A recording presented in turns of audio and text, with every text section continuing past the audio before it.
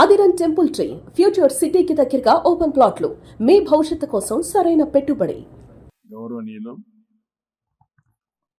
Bharatiya Janata party రాష్ట్ర అధ్యక్షులు మాధవ్ గారు, డబుల్ ఒలింపిక్ మెడలియన్, తెలుగు జాతికే గర్వకారణం శ్రీమతి పివి సింధు గారు, గౌరవ మంత్రివర్గ సభ్యులు కొల్లు రవీంద్ర గారు, స్థానిక శాసనసభ్యులు బోడే ప్రసాద్ గారు,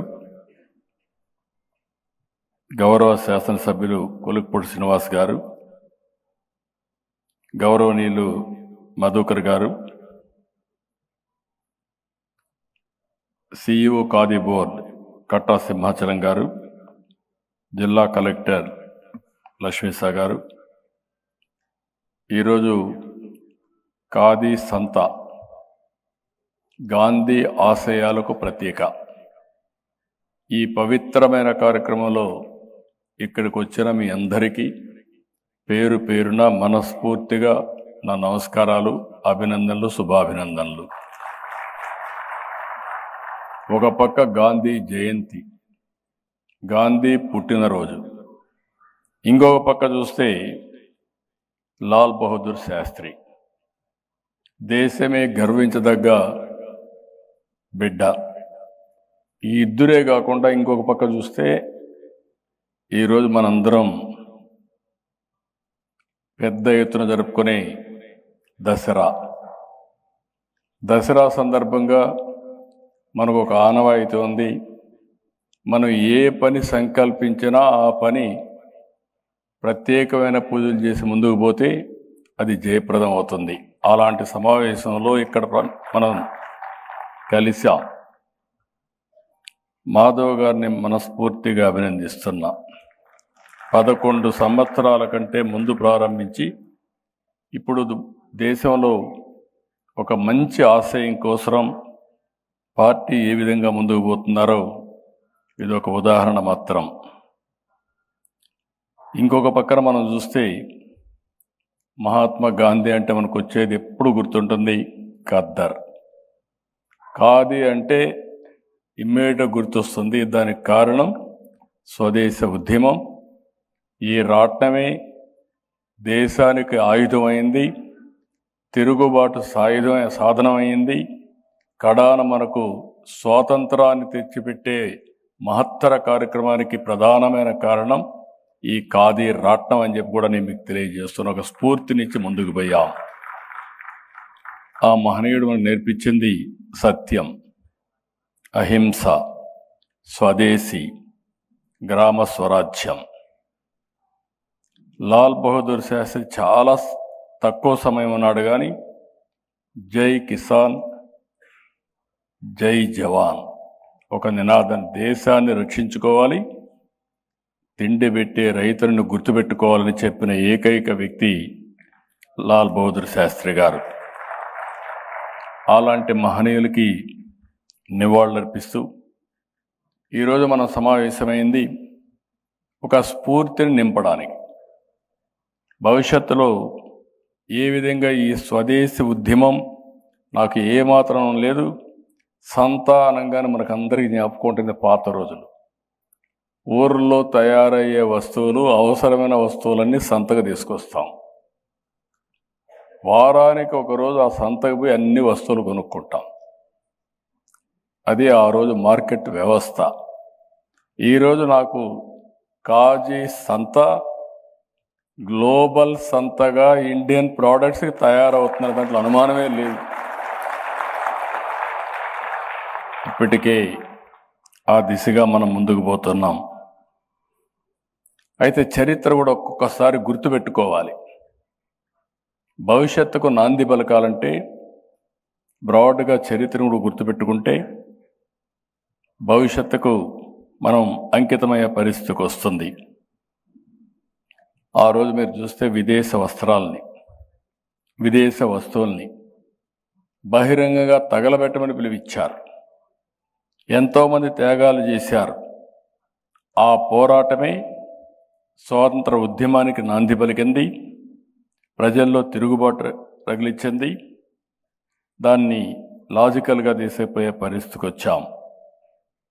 ఈరోజు మనం ఒక విషయం గుర్తుపెట్టుకోవాలి. ప్రపంచంలో ఏ దేశానికి లేనటువంటి సాంప్రదాయాలు కానీ, విలువలు కానీ, అదే మరిగా ఫ్యామిలీ విలువలుగా నుండి ఏకైక దేశం భారతదేశం. అది ఏ దేశానికి లేదు. అలాంటి విలువలు కలిగిన ఈ దేశాన్ని ఒక స్ఫూర్తిదాయకంగా మనం ముందుకు తీసుకుపోవాల్సిన అవసరం ఉంది. మనం ఎంత ఆర్థికంగా ఎదిగినా మన మూలాల్ని మనం మర్చిపోకుండా ఉంటే ఎప్పుడూ మనం స్ట్రాంగ్గా ఉంటామనే విషయం కూడా మనం గుర్తుపెట్టుకోవాలి.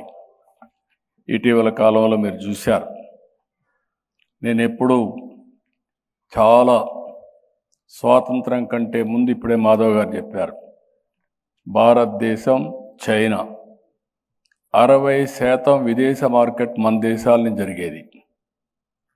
తర్వాత విదేశీయుల దాడి, బ్రిటిష్ వారి పాలన, మొత్తం విదేశ వస్తువులపైన మనం ఆధారపడే పరిస్థితికి వచ్చాం. స్వాతంత్రం వచ్చింది, స్వతంత్ర భారతదేశంలో ముందుకు పోయాం. కానీ చాలా సంవత్సరాలుగా మనం చూస్తే ఎక్కడికక్కడ స్లోగా నడిచాం తప్ప మనం అనుకున్న వృద్ధిని సాధించలేకపోయాం. ఈ సందర్భంగా మీరు చూసినప్పుడు మొట్టమొదటిసారిగా మన తెలుగు బిడ్డ పివి నరసింహరావు గారు ఆర్థిక సంస్కరణలు తీసుకొచ్చి ఆర్థిక వ్యవస్థకి ఒక దిశ నిర్దేశించాడు. తర్వాత మీరు చూస్తే వాజ్పేయి గారు వచ్చిన తర్వాత దానికి జవశక్తిని ఇచ్చాడు. అంటే ఎక్కడికక్కడ ఈరోజు మనందరం కూడా చూస్తూ ఉంటే గోల్డెన్ క్వాడ్రిలాటరల్ రోడ్లు లేని మన దేశానికి ఒక పాలసీ తీసుకొచ్చి ఈరోజు అమెరికా కంటే మెరుగైన రోడ్లు భారతదేశంలో ఉన్నాయంటే దానికి కారణం ఆ రోజు వాజ్పేయి గారు. ఒకప్పుడు టెలికమ్యూనికేషన్ సెక్టర్ నేను చూశాను. ఫోన్లు అందుబాటులో ఉండేవి కాదు. ఇంట్లో ఫోన్ ఉంటే ఆర్నమెంట్లుగా ఉండేది, ఎప్పుడు పనిచేసేది కాదు. మేము ఎమ్మెల్యేలుగా 70 అయితే అప్పుడు మాధవ్ గారి తండ్రి కూడా ఎమ్మెల్సీగా ఉన్నారు. అప్పట్లో మీరు చూస్తే మాకు ప్రివిలేజ్ ఇచ్చేవాళ్ళు. 3 టెలిఫోన్లు, పనిచేయని ఫోన్లు 3 ఇచ్చేవాళ్ళు, 3 గ్యాస్ సిలిండర్లు, అదే మాదిరిగా ఒక జీపు, ఏదైతే మిలిటరీ వాళ్ళు కండెమ్ చేసిన ఒక జీప్ ఇచ్చేవాళ్ళు. అది ఇండికేషన్ మన రోడ్లు బాగుండవు కాబట్టి ఎమ్మెల్యే గ్రామాలు తిరగాలి కాబట్టి ఒక జీప్ ఇస్తాం, దాన్ని రిపేర్ చేసుకొని తీసుకుపోమని చెప్పి ఒకే ఒక నిర్ణయం టెలికమ్యూనికేషన్ సెక్టర్లో. ఆ నిర్ణయం డీరెగ్యులేషన్ తీసుకొచ్చారు. ఈరోజు మీరు చూస్తే సెల్ ఫోన్ లేని వాళ్ళే లేరు. నేను ఎప్పుడూ చెప్పేవాడిని, ఇందులో వాజ్పేయి గారు ఉన్నప్పుడు నేను భాగస్వామి అయ్యాను. నేను ఎప్పుడూ టెక్నాలజీ అంటే అందరికంటే ముందుంటాను. నేనంటే చాలామంది నన్ను ఎగతాళి చేశారు, సెల్ ఫోన్ తిండి పెట్టుతున్నా అని ఎగతాళి చేస్తే ఈరోజు మీరు చూస్తే సెల్ ఫోన్ లేకపోతే ఎవరూ ఉండలేని పరిస్థితి. భర్త భార్య లేకపోతే ఉంటాడు, భార్య భర్త లేకపోతే ఉంటుంది. కానీ సెల్ ఫోన్ లేకపోతే మనందరికి పిచ్చి పడుతుంది. ఈరోజు ఇంకొక పక్కన గర్వకారణం మీరు చూస్తే మొన్నటి వరకు విదేశ వస్తువులు వాడాం. ఆల్ టెక్నాలజీస్ అన్నీ foreign technologies, 4G, 5G, 3G అన్నీ కూడా మనం డబ్బులు కట్టి తీసుకునేవాళ్ళం. ప్రధానమంత్రి గారు ఒక చొరవ తీసుకొని BSNL, C.Dot, TCS, తేజ అని ఒక స్టార్టప్ కంపెనీని పెట్టి ఫస్ట్ టైం చాలా దేశాలు చేయలేకపోయినాయి. ఈరోజు మనం 4G టెక్నాలజీ ఇన్నోవేట్ చేసామంటే అది మనకుండే మేధో శక్తి. ఒకసారి 4G వచ్చిన తర్వాత 5Gకి వెళ్తాం, 6Gకి వెళ్తాం, అన్నిటికి వెళ్తాం. ఇటీవల కాలంలో కోవిడ్ వస్తే మీరు చూశారు, మన దేశంలో కోవిడ్ వ్యాక్సిన్ తయారు చేశాం.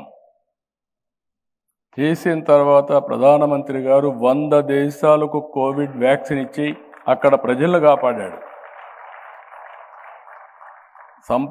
చేయడం ఒక ఎత్తు, చేసిన దాన్ని ప్రపంచ అవసరాలు గుర్తుపెట్టుకొని స్వార్థంతో కాకుండా ప్రతి ఒక్కరిని ప్రాణాలు కాపాడడానికి ముందుకు పోయారంటే అది ఇండియా స్ఫూర్తి అని చెప్పి కూడా నేను మీకు తెలియజేస్తున్నా. ఈరోజు ప్రధానమంత్రి గారిని ఒకసారి చూస్తే మూలాల్ని మర్చిపోవడం లేదు, భవిష్యత్తుని మాత్రం వదిలిపెట్టడం లేదు.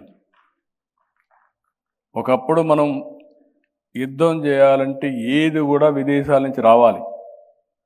ఈరోజు make in India, Atmanirbhar, you name anything, ప్రతి ఒక్క దానికి నాంది పలికారు.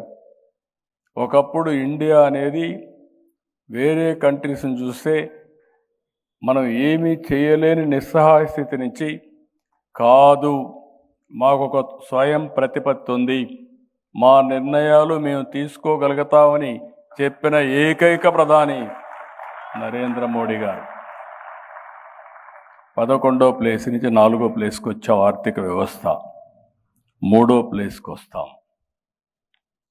అదే సమయంలో 2038కి ప్రిడిక్షన్ 2వ ప్లేస్కి వస్తాం. 2048కి ప్రపంచంలోనే అగ్రస్థానానికి నెంబర్ 1గా తయారవుతాం.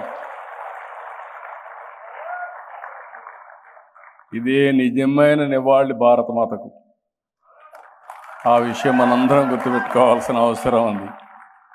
అందుకనే మీరు చూస్తే ఈరోజు స్పేస్ టెక్నాలజీ, ఒకప్పుడు సెటిలైట్లన్నీ ఒక ప్లేస్లో లాంచ్ చేస్తే మన దగ్గర మనం చూసుకొని ఆనందపడేది పోయి, ఇప్పుడు ప్రైవేట్ సెక్టర్లో స్పేస్ సిటీనే పెట్టి రేపటి నుంచి సెటిలైట్స్ అన్నీ మనం తయారు చేసే పరిస్థితికి వస్తున్నాం, విదేశాలకు ఇచ్చే పరిస్థితికి వస్తున్నాం. డ్రోన్ కానీ, ఎలక్ట్రానిక్స్ కానీ, ఒకటి కాదు, డిఫెన్స్ కానీ అన్నిట్లో మనం రాబోయే రోజుల్లో ఏ దేశానికంటే తక్కువ కాదని ముందుకు పోతున్నాం. అదేవిధంగా ఈరోజు అయితే ఇవన్నీ ఒక ఎత్తు అయితే, ఈరోజు ఈ ఖాదీ సంత విజయవాడ, తిరుపతి, విశాఖ, రాజమండ్రి అన్ని జిల్లా కేంద్రాల్లో పెట్టారు. ఇక్కడ మనం అందరం గుర్తుపెట్టుకోవాల్సింది, మన సంస్కృతిని మనం మర్చిపోకూడదు, మన వారసత్వాన్ని మనం మర్చిపోకూడదు.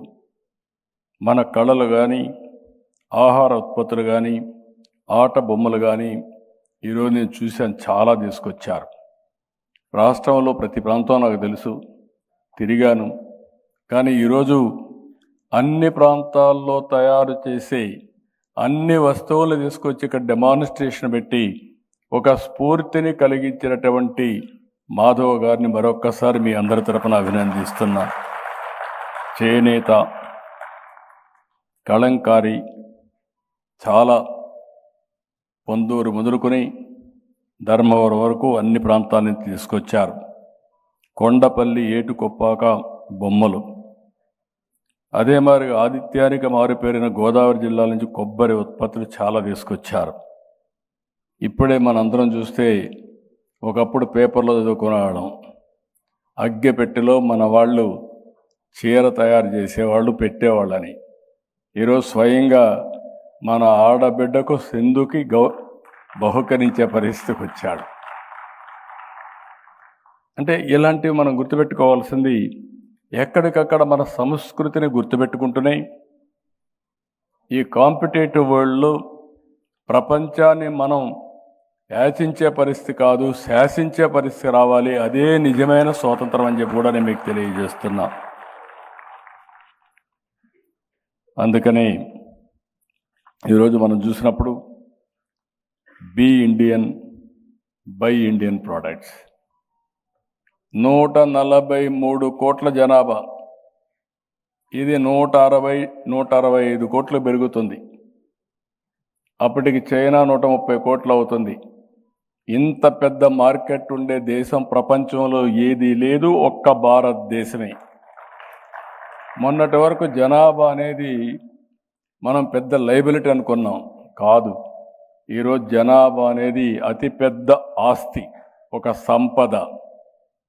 ఈరోజు మన దేశంలో మీరు చూస్తే మీరు ఏ దేశానికైనా వెళ్ళండి, అక్కడ హైయెస్ట్ పర్ క్యాపిటల్ ఇన్కమ్ ఎవరైతే సంపాదిస్తున్నారని చూస్తే భారతీయులు ఉన్నారు. అందులో అగ్రస్థానంలో మన తెలుగు వాళ్ళు ఉన్నారు. నేను గర్వపడుతున్నా.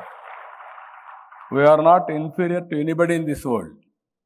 We are much much superior. ఇలాంటి అవకాశాలు ఉన్నప్పుడు మన ప్రోడక్ట్స్ మనం ఉపయోగించగలిగితే డిమాండ్ పెరుగుతుంది, సస్టైనబిలిటీ వస్తుంది, తద్వారా ప్రోడక్ట్ పర్ఫెక్షన్ వస్తుంది. మన ప్రోడక్ట్స్ని విదేశాలకు ఎగుమతి చేసే అవకాశాలు మెండుగా వస్తాయని చెప్పి కూడా నేను మీకు తెలియజేస్తున్నా. నేను ఒకటే హామీ ఇస్తున్నాం. ఎన్డీఏ ప్రభుత్వం రాష్ట్రంలో చేనేత కళాకారుల్ని, కొండపల్లి, ఏటి కొప్పాక బొమ్మల పరిశ్రమల్ని, ఇలాంటివన్నీ కూడా ఆదుకోవడానికి, ప్రతి ఒక్క కళల్ని ఆదుకోవడానికి అన్ని విధాల ప్రయత్నం చేస్తాం, అన్ని ప్రోత్సాహాలు ఇస్తాం, ముందుకు తీసుకుపోతామని చెప్పి కూడా నేను మీకు తెలియజేస్తున్నా.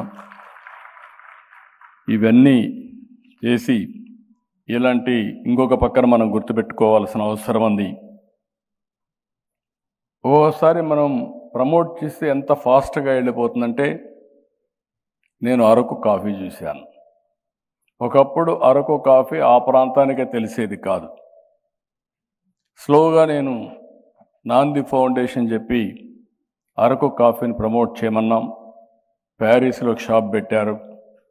తర్వాత ప్రధానమంత్రి గారు వస్తే ఆయన తీసుకుపోయి ఆ స్టాల్లో కూర్చోబెట్టి కాఫీ ఇప్పించా. ప్రధానమంత్రి గారు మళ్ళీ మాట్లాడారు. నేను ఎక్కడికి పోయినా అరకు కాఫీ మాత్రం మర్చిపోవడం లేదు, అందరికీ ఇస్తున్నా. దీంతో ఒక గిరిజన ప్రాంతంలో పండించే అరకు కాఫీ ఈరోజు ప్రపంచంలో నెంబర్ 1 కాఫీగా తయారైందంటే దానికి కారణం ప్రోడక్ట్, చాలా మంచి ప్రోడక్ట్. ప్రమోషన్ కూడా అదే మరిగి చేయాల్సిన అవసరం ఉంది. అదేవిధంగా మనం చేశాం. అందుకే నేను మిమ్మల్ని కోరేది ఒకటే కోరుతున్నాం. ఏదైనా సరే మనం ఎప్పటికప్పుడు మాట్లాడమే కాకుండా ప్రమోట్ చేయగలిగితే ఒక స్ట్రాంగ్ బ్రాండ్ ప్రమోట్ అవుతుంది. ఇటీవల కాలంలో ఒకప్పుడు నేను ఒక స్లోగన్ ఇచ్చాను.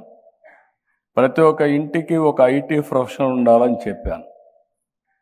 ఈరోజు మీరు చూస్తే ఆ ఒక్క చిన్న ప్రభుత్వ విధానం ఈరోజు ప్రపంచంలోనే హైయెస్ట్ పర్ క్యాపిటల్ ఇన్కమ్ సంపాదించే పరిస్థితికి వచ్చారు. ఒక నాలెడ్జ్ ఎకానమీ గురించి మాట్లాడాం. ఈరోజు హైదరాబాద్ దానికి ఒక నమూనాగా తయారయ్యే పరిస్థితి వచ్చింది. ఈరోజు నేను మాట్లాడేది ప్రధానమంత్రి గారి స్ఫూర్తితో 1 ఫ్యామిలీ 1 ఎంటర్‌ప్రెన్యూర్. ఈ 25-30 సంవత్సరాల్లో మనం దీన్ని సక్రమంగా చేస్తే మనం పండించిన ఉత్పత్తులు దేశంలోనే కాకుండా ప్రపంచానికి మొత్తం సరఫరా చేసే పరిస్థితి వస్తుంది. నిర్ణయాలు చాలా ఫాస్ట్గా జరుగుతున్నాయి. నిన్నే ప్రధానమంత్రి గారు ఒక నిర్ణయం చేసినప్పుడు చూస్తే జిఎస్టీ రిఫార్మ్. ఒకప్పుడు 6-7 స్లాబ్లు ఉండేటివి, చాలా కాంప్లికేటెడ్ ఉండేది. ఈరోజు అన్నీ తీసేసి సరళీకృతం చేసి 2 స్లాబులు తీసుకొచ్చారు. 5, 18. అందరూ అనుకున్నారు ఆదాయం తగ్గిపోతుందని. నాకు ముందే నేను చెప్పాను, ఆదాయం తగ్గదనుకున్నాం. ఈరోజు పర్చేసింగ్ కెపాసిటీ పెరిగింది. ఈరోజు దసరా నుంచి దీపావళి కాకుండా అన్ని పండుగలు బ్రహ్మాండంగా చేసుకునే పరిస్థితికి వచ్చిందంటే ఇది నిజమైన రిఫార్మ్. రిఫార్మ్ అనేది డబ్బులుండే వాళ్ళ కోసమే కాదు, ప్రతి ఒక్కరికి మెరుగైన జీవన ప్రమాణాలు రావాలి. ఎలక్ట్రానిక్ వస్తువుల దగ్గర నుంచి నిత్యావసర వస్తువులు కానీ, ఇంకా కామన్ మ్యాన్కు కానీ, మిడిల్ క్లాస్ వాడేటన్నీ కూడా ధరలు తగ్గితే దానివల్ల ఎకానమీ అభివృద్ధి అవుతుంది. అలాంటి నిర్ణయం నిన్నే చేశారు. ఇలాంటి సమయంలో అవి కూడా మాట్లాడుకుంటూ ఎక్కడికక్కడ ఒక మంచి ఉద్దేశంతో పెట్టిన ఈ రిఫార్మ్స్ అన్నీ కామన్ మ్యాన్కి చేరవేయడంలో మనందరం కూడా ముందుకు పోవాల్సిందిగా మిమ్మల్ని అందరినీ కోరుకుంటూ, ఇలాంటి అవేర్నెస్ ఇంకా పెట్టుకోవాల్సిన అవసరం ఉంది. ఒకటే మీరు గుర్తుపెట్టుకోవాలి, ఈరోజు విజయదశమి. మనసులో సంకల్పం చేస్తే ఆ సంకల్పం ఆటోమేటిక్గా సాధించే అవకాశం వస్తుందని చెప్పి నేను మీకు తెలియజేసుకుంటూ, ఇంత మంచి రోజున ఇంత మంచి ప్రోగ్రాం పెట్టినట్టు మాధవ్ గారిని మరొక్కసారి మనస్ఫూర్తిగా అభినందిస్తూ ధన్యవాదాలు. జై హింద్, జై భారత్.